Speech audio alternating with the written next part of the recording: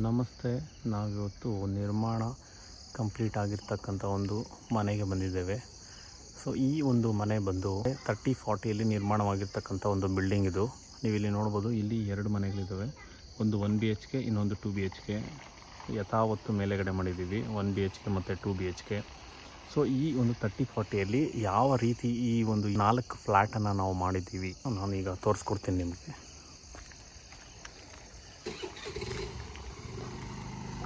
Road ಸ್ವಲ್ಪ ಗಜಿ busy ಆಗಿಬಿಟ್ಟಿದೆ ಇಲ್ಲಿ.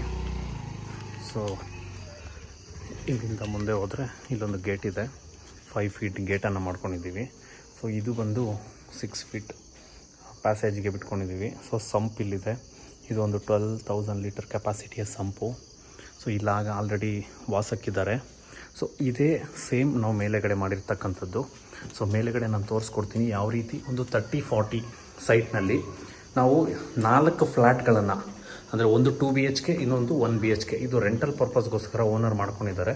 ಸೊ ಅವ್ರಿಗೆ ಒಂದು ಕಾಂಪ್ಯಾಕ್ಟ್ ಪ್ಲ್ಯಾನ್ ಬೇಕಾಗಿತ್ತು. ಸೊ ಅದರ ಒಂದು ಅನುಸಾರ ನಾವು ಮಾಡಿರ್ತಕ್ಕಂಥದ್ದು. ನೀವು ಇಲ್ಲಿ ನೋಡ್ಬೋದು, ನಾವು ಇಲ್ಲಿ 1ನೇ ಡೋರನ್ನು ಬಳಸಿದ್ದೀವಿ ಈ ಒಂದು ಡಿಸೈನ್ಗೆ. ಸೊ ಇದನ್ನು ಪಾಲಿಷ್ ಕೂಡ ಮಾಡಿದ್ದೀವಿ, ನಾವು ಬೆಳಕಿಗೆ ತೋರಿಸ್ತೀವಿ ಪಾಲಿಷ್ ಯಾವ ರೀತಿ ಬಂದಿದೆ ಅಂತೇಳಿ.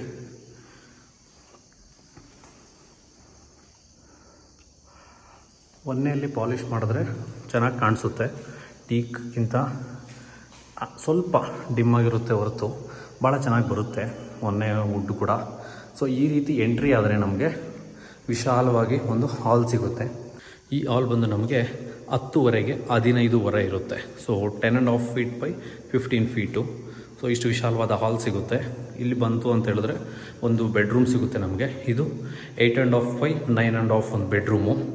ಇಲ್ಲಿ ಇನ್ನೊಂದು ವಿಶೇಷತೆ, ಓನರು ವುಡ್ ವರ್ಕ್ನ ಕೂಡ ಎಲ್ಲ ಫೆಸಿಲಿಟೇಟ್ ಮಾಡಿಕೊಟ್ಟಿದ್ದಾರೆ. ಸೊ ಟೆನೆಂಟ್ಸ್ ಯಾರು ಬರ್ತಾರೆ ಅವರು ಈಸಿಯಾಗಿ ಬಂದು ಇಲ್ಲಿ ಉಳ್ಕೊಬೋದು.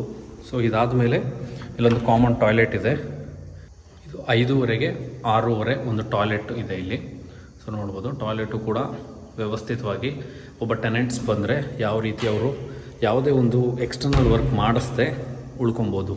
ಮತ್ತು ಇಲ್ಲಿ ಮುಂದೆ ಬಂದರೆ ಇಲ್ಲೊಂದು ಬೆಡ್ರೂಮ್ ಇದೆ. ಈ ಒಂದು ಬೆಡ್ರೂಮ್ ಬಂದು ನಮಗೆ 10ವರೆಗೆ 11 ಸೊ ಸ್ಪೇಷಿಯಸ್ ಆಗಿ ಇರ್ತಕ್ಕಂಥ ಒಂದು ಬೆಡ್ರೂಮ್ ಇದು. ಇದು ಮಾಸ್ಟರ್ ಬೆಡ್ರೂಮ್ ಕೂಡ ಆ್ಯಕ್ಟ್ ಆಗುತ್ತೆ. ಸೊ ಎಲ್ಲ ಬೆಡ್ರೂಮ್ಸಲ್ಲೂ ವುಡನ್ ವರ್ಕ್ ನಾವು ಮಾಡಿದ್ದೀವಿ. ಸೊ ಕಿಚನ್ಗೆ ಬಂದರೆ ಕಿಚನಲ್ಲೂ ಕೂಡ ನಾವು ವುಡ್ ವರ್ಕನ್ನು ಮಾಡಿಸಿದ್ದೀವಿ ಆಲ್ರೆಡಿ. ಈ ಒಂದು ಕಿಚನ್ ಬಂದು ನಮಗೆ 9ಕ್ಕೆ 8ವರೆ ಇದೆ.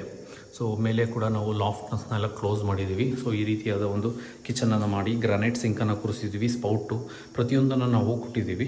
ಸೊ ಮುಂದೆ ಬಂತು ಅಂತ ಹೇಳಿದ್ರೆ ನಮಗಿಲ್ಲಿ ಒಂದು ಚಿಕ್ಕ ಪ್ಯಾಸೇಜ್, ಅಂದರೆ ಇಲ್ಲಿ ಇದು ಒಂದು ಟ್ರೆಪಿಸಾಯ್ಡಲ್ ಶೇಪಲ್ಲಿತ್ತು ಇದೊಂದು ಸೈಟು. ಸೊ ಇಲ್ಲಿ ಮಿಕ್ಕಿರ್ತಕ್ಕಂಥ ಜಾಗದಲ್ಲಿ ನಾವು ಬಾಲ್ಕನಿಯನ್ನು ಮಾಡಿದ್ದೀವಿ. ಸೊ ಇನ್ನು ಮುಂದೆ ಹೋಗಿತ್ತು ಅಂತ ಹೇಳಿದ್ರೆ ಇದು ಒಂದು 2 BHKಯ ಒಂದು ನೋಟ. ಇನ್ನು ಮುಂದೆ ಹೋಗೋಣ. ಪಕ್ಕದಲ್ಲಿ ನಾವು ಹೋದರೆ ಇದು 1 BHKಯ ಒಂದು ಮನೆ ಆಗಿದೆ. ಸೊ ಇಲ್ಲಿ ಕೂಡ ನಮಗೆ ವಿಶಾಲವಾದ ಒಂದು ಲಿವಿಂಗ್ ಸಿಗುತ್ತೆ. ಇದು ನಿಮಗೆ 10ವರೆಗೆ ಇದು ಒಂದು 13 ಅಡಿ ಇದೆ. ಸೊ ಸ್ಪೇಷಿಯಸ್ ಆಗಿದೆ. ಮತ್ತು ಇಲ್ಲಿ ಓಪನ್ ಕಿಚನನ್ನು ನಾವು ಕೊಟ್ಟಿದ್ದೀವಿ. ಸೊ ಓಪನ್ ಕಿಚನ್ಗೆ ಬಂತು ಅಂತ ಹೇಳಿದ್ರೆ ನಿಮಗೆ ಇಲ್ಲಿ ಒಂದು 6ಕ್ಕೆ 8 ಇದೆ. ಸೊ ಇದು 14 ಇರೋದು. ಸೊ ಇಲ್ಲಿ ನಾವು ಡೈನಿಂಗ್, ಅವರು ಚಿಕ್ಕದಾಗಿ ಏನಾದರೂ ಡೈನಿಂಗ್ ಕೂಡ ಮಾಡ್ಕೊಬೋದು. ನೋಡ್ಬೋದು ವುಡ್ ವರ್ಕು ಪ್ರತಿಯೊಂದು ಕಿಚನ್ನಲ್ಲಿ, ಬೆಡ್ರೂಮ್ಸ್ನಲ್ಲಿ ಈಗಾಗಲೇ ನಾವು ಕಂಪ್ಲೀಟ್ ಮಾಡಿದ್ದೀವಿ. ಇಲ್ಲಿ ನಾವು ಮೆಮ್ರೈನ್ ಡೋರ್ಸನ್ನು ಬಳಸಿದ್ದೀವಿ. ಸೊ ನೀವು ನೋಡಬಹುದು.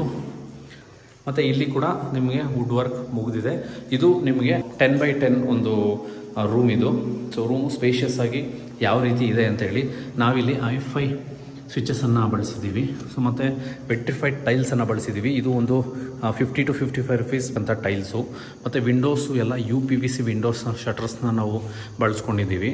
ಸೊ ನಿಮಗೆ ಈ ಒಂದು ಮನೆ ಒಳಗಡೆ ಬಂದರೆ ಯಾವೆಲ್ಲ ಫೆಸಿಲಿಟೀಸ್ ಬೇಕು, ಮತ್ತು ಬಾತ್ರೂಮನ್ನು ನೀವು ನೋಡ್ಬೋದು. ಬಾತ್ರೂಮ್ನಲ್ಲಿ ಕೂಡ ಕಮೋಡ್ ಪಾಯಿಂಟ್ ಆಗಿರ್ಬೋದು, ಮಿಕ್ಸರ್ ಆಗಿರ್ಬೋದು, ಮತ್ತು ಗೀಸರ್ನ ಪಾಯಿಂಟ್ಸು, ಈ ಎಲ್ಲವನ್ನು ನಾವು ಇಲ್ಲಿ ಕೊಟ್ಟಿದ್ದೀವಿ. ಮತ್ತು ವಾಶ್ ಬೇಸಿನ್, ಒಂದೊಂದು ಮನೆಗೆ ಒಂದೊಂದು ವಾಶ್ ಬೇಸಿನ್ ಕೂಡ ಪ್ರೊವೈಡ್ ಮಾಡಿದ್ದೀವಿ. ಸೊ ಈ ರೀತಿಯಾಗಿ ಸುಸರ್ಜಿತವಾಗಿ ನಿರ್ಮಾಣವಾಗಿರ್ತಕ್ಕಂತಹ ಮನೆ ಇದು. ಈ 4 ಫ್ಲ್ಯಾಟ್ಸ್ ಇದ್ದಾವೆ. ಸೊ ಇಲ್ಲಿ 1 BHK, ಅಲ್ಲಿ 2 BHK. ಸೇಮ್ ಇದು ಕೆಳಗಡೆ ಕೂಡ ಇದೇ ರೀತಿ ಇದೆ. ಸೊ ಓನರು ನಮಗೆ 30-40ಯಲ್ಲಿ ಈ ರೀತಿ 4 ಮನೆಗಳು ಬೇಕು ನಮಗೆ ಅಂತ ಹೇಳಿದ್ದಕ್ಕೆ ನಾವು ಈ ರೀತಿಯಾಗಿ ಮನೆಗಳನ್ನು ಕಾಂಪ್ಯಾಕ್ಟ್ ಆಗಿರಬೇಕು, ಪ್ಲಸ್ ಅದು ಸ್ಪೇಷಿಯಸ್ ಆಗಿ ಕೂಡ ಇರಬೇಕಾಗುತ್ತೆ. ಯಾಕಂದರೆ ಕಂಜೆಸ್ಟ್ ಮಾಡಿದ್ರೆ ನಾವು ಉಳ್ಕೊಳೋರಿಗೆ ಭಾಳ ಕಷ್ಟ ಆಗುತ್ತೆ ಅಂತೇಳಿ. ಸೊ ಕಾಂಪ್ಯಾಕ್ಟೆಡ್ ಆಗಿ ಮತ್ತು ಸ್ಪೇಷಿಯಸ್ ಆಗಿ ಮಾಡಿರ್ತಕ್ಕಂಥ ಒಂದು ನೈಸ್ ಡಿಸೈನ್ ವಿತ್ ಪ್ಲ್ಯಾನ್ ಇದು. ಪ್ರತಿಯೊಬ್ಬರು ಇಂಜಿನಿಯರ್ಸು ನಾವು ಯಾವಾಗ ಒಂದು ಪ್ಲ್ಯಾನನ್ನು ಮಾಡ್ತೀವಿ ಆಗ ಪ್ರತಿಯೊಂದು ಮೂಲೆಯನ್ನು ಕೂಡ ನಾವು ಕ್ಯಾಪ್ಚರ್ ಮಾಡಬೇಕಾಗುತ್ತೆ, ಅಂದರೆ ಬಳಸ್ಕೊಬೇಕಾಗುತ್ತೆ. ಮತ್ತು ಎಲ್ಲೂ ಜಾಗ ವೇಸ್ಟ್ ಆಗದೆ ನಾವು ಪ್ಲ್ಯಾನಿಂಗನ್ನು ಮಾಡಿಕೊಟ್ಟಾಗ ಅದನ್ನು ಕಟ್ಸ್ಕೊಳ್ಳೋ ಓನರ್ಗೆ ಆಗಿರ್ಬೋದು, ಇಲ್ಲ ಕಟ್ಟಿದ್ದಾದಮೇಲೆ ಅದನ್ನು ಯುಟಿಲೈಸ್ ಮಾಡೋರಿಗಾಗಿರ್ಬೋದು ಬಹಳ ಒಳಿತಾಗುತ್ತೆ. ಸೊ ಇಲ್ಲಿ 30-40ಯಲ್ಲಿ ಇದು ಕೆಳಗಡೆ ಮೇಲ್ಗಡೆ ಎರಡು ಸೇರಿ 22 ಚದರ ಮನೆ ಇದಾಗಿರೋದ್ರಿಂದ ಇದಕ್ಕೆ ಎಷ್ಟು ಖರ್ಚಾಗಿದೆ ಅಂತಕ್ಕಂಥದ್ದನ್ನು ನೀವು ಕಮೆಂಟ್ ಮಾಡಿ ಹೇಳಿ. ಸರಿಯಾಗಿದ್ದರೆ ನಾನು ಸರಿ ಅಂತ ಹೇಳ್ತೀನಿ, ನಾನು ಕೊನೆಯಲ್ಲಿ ನಿಮಗೆ ತಿಳಿಸ್ಕೊಡ್ತೀನಿ ಈ ಒಂದು ಮನೆಗೆ ಎಷ್ಟು ಖರ್ಚಾಗಿದೆ ಅಂತೇಳಿ. ಇದು ಬಾಡಿಗೆ ಮನೆ ಆಗಿದ್ರೂ ಸಹಿತ ನಾವು ಎಲ್ಲೂ ಇದನ್ನು ಕಮರ್ಷಿಯಲ್ ಬಿಲ್ಡಿಂಗ್ ಥರ ಕಟ್ಟಲಿಲ್ಲ. ಒಂದು ರೆಸಿಡೆನ್ಷಿಯಲ್ ಬಿಲ್ಡಿಂಗು ಸ್ವಂತಕ್ಕೆ ಯಾವ ರೀತಿ ಬಳಸ್ತಾರೆ ಅದೇ ರೀತಿಯಾಗಿ ನಾವು ನಿರ್ಮಾಣವನ್ನು ಮಾಡಿಕೊಟ್ಟಿರ್ತಕ್ಕಂಥದ್ದು. ಸೊ ಈ ಒಂದು ಮನೆಗೆ ಎಷ್ಟು ಖರ್ಚಾಗಿರಬಹುದು ಅಂತಕ್ಕಂಥದ್ದನ್ನು ಇಂಜಿನಿಯರ್ಸ್ ಯಾರಾದರೂ ಇದ್ದರೆ ಪ್ರಿಡಿಕ್ಟ್ ಮಾಡಿ ಅದನ್ನು ಕಮೆಂಟ್ ಮಾಡಿ ನೋಡೋಣ ಯಾರು ಎಷ್ಟು ಒಂದು ರೇಂಜಲ್ಲಿ ಇದ್ದಾರೆ ಅಂತ ಹೇಳಿ. ಸೊ ಯಾವ ರೇಂಜಲ್ಲಿ ಇದನ್ನು ನಾವು ನಿರ್ಮಾಣವನ್ನು ಮಾಡಿಕೊಡಬಹುದು. ಮತ್ತು ಇದು ತುಂಬ ಲೀಸ್ಟ್ ಪ್ರೈಸಲ್ಲಿ ನಾವು ಮಾಡಿಕೊಟ್ಟಿರ್ತಕ್ಕಂಥದ್ದು. ಯಾಕಂದರೆ ಕನ್ಸ್ಟ್ರಕ್ಷನ್ ಅನ್ನೋದು ಇವತ್ತು ವೆರಿ ಹೈ ಪಿಚ್ಚಲ್ಲಿದೆ. ಸೊ ಅದನ್ನು ಕಡಿಮೆ ಕೂಡ ನಾವು ಮಾಡಬಹುದು. ಅದನ್ನು ಯಾವ ರೀತಿ ಮಾಡಬೇಕು ಅನ್ನೋದನ್ನು ನಾನು ಮುಂದಿನ ವೀಡಿಯೋಸ್ನಲ್ಲಿ ನಿಮಗೆ ತಿಳಿಸ್ಕೊಡ್ತೀನಿ. ಈಗ ನೋಡೋಣ, ಕಮೆಂಟ್ ಮಾಡಿ ಯಾರ್ಯಾರು ಎಷ್ಟೆಷ್ಟು ಪ್ರೈಸನ್ನು ಇದಕ್ಕೆ ಪ್ರಿಡಿಕ್ಟ್ ಮಾಡ್ತಾರೆ ಅಂಥೇಳಿ, ಅಂದರೆ ಗೆಸ್ ಮಾಡ್ತಾರೆ ಅಂಥೇಳಿ ನೋಡೋಣ. ನಿಮ್ಮ ಒಂದು ಪ್ರೈಸ್ನ ಅನುಸಾರ ನಾನು ನಿಮಗೆ ರಿಪ್ಲೈ ಮಾಡ್ತೀನಿ. ಇದು ಎಷ್ಟಕ್ಕೆ ನಿರ್ಮಾಣ ಆಗಿರ್ತಕ್ಕಂಥದ್ದು ಮತ್ತು ಇದಕ್ಕೆ ಎಷ್ಟು ವೆಚ್ಚ ಬಿದ್ದಿದೆ ಅಂಥೇಳಿ ನಾನು ಎಲ್ಲ ಹೇಳಿದ್ದೀನಿ ನಿಮಗೆ. ಮೇನ್ ಡೋರ್ ಬಂದು 1A ಇದೆ, ಮತ್ತು ವಿಂಡೋಸ್ ಬಂದು UPVC ವಿಂಡೋಸ್ ಇದೆ, ವೆಟ್ರಿಫೈಡ್ ಟೈಲ್ಸ್ ಇದೆ, ಮತ್ತು ಇಲ್ಲೆಲ್ಲ ಇದು ನಾವು ಹಾಕಿರ್ತಕ್ಕಂಥದ್ದು ವೈಟ್ ಸಾಲ್ ಇದು. ಸೊ ಇದು ಬಂದು ಫ್ಲೆಶ್ ಡೋರ್ಸ್ ಇದ್ದಾವೆ. ಮತ್ತು ನೀವು ಕಿಚನಲ್ಲಿ ಹೋಯಿತು ಅಂತ ಹೇಳಿದ್ರೆ ನಿಮಗೆ 40 mm ಆಸನ್ ಗ್ರಾನೈಟ್ ಇದೆ. ಸೊ ನಾರ್ಮಲ್ ನಿಮಗೆ SS ಸ್ಪೌಟ್ಸ್ ಇದ್ದಾವೆ. ಸೊ ಇನ್ನು ಮಿಕ್ಕಂತಹ ಎಲ್ಲ ವೈರಿಂಗ್ಸು, ಸ್ವಿಚಸ್ಸು, ಆ್ಯಂಕರ್ ವೈರ್ಸ್ ಹಾಕಿದ್ದೀವಿ, ಮತ್ತು ಐಫೈ ಸ್ವಿಚಸ್ ಹಾಕಿದ್ದೀವಿ. ಸೊ ಇದರ ಅನುಸಾರ ನೀವು ಒಂದು ಗೆಸ್ ಮಾಡಿ ಈ ಒಂದು ಮನೆಗೆ ಎಷ್ಟು ಆಗಿರ್ಬೋದು ಅಂತ ಹೇಳಿ ನಾನು ಮುಂದಿನ ವೀಡಿಯೋದಲ್ಲಿ ನಿಮಗೆ ತಿಳಿಸ್ಕೊಡ್ತೀನಿ ಈ ಒಂದು ಮನೆಯ ಎಕ್ಸಾಕ್ಟ್ ವ್ಯಾಲ್ಯೂ.